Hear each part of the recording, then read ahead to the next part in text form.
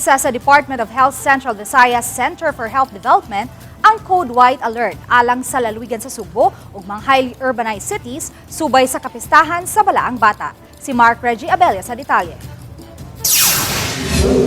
Subay niini, mabantayan na ang mga medical team nga gipakatap sa Department of Health sa Rehon 7 subay sa pagpaubo sa Sugbo sa White Code Alert nga nagsugod gahapong adlaw hangtod na sa Enero 20. Moabot sa 44 ka mga Health Emergency Response Teams o HERTS nga langkuban sa 240 ka mga personnel gikan sa Cebu City Medical Center, 11 ka mga private hospitals ug 19 ka mga emergency medical services ug sa mga volunteer.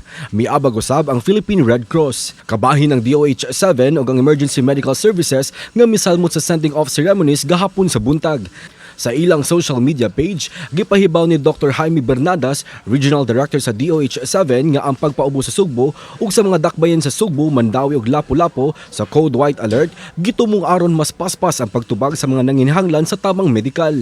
Laing awhag ni Bernadas sa mga deboto nga aduna gipamati sa ilang lawas sa masaubo-ubo ug hilanat nga mas maayong magpabili na lang sa panimalay aron kalikayan nga mas mugrabe pa o kaha makatakod. Kauban si Clans Gabutin, Mark Reggie Abella. Balitang Bisdak.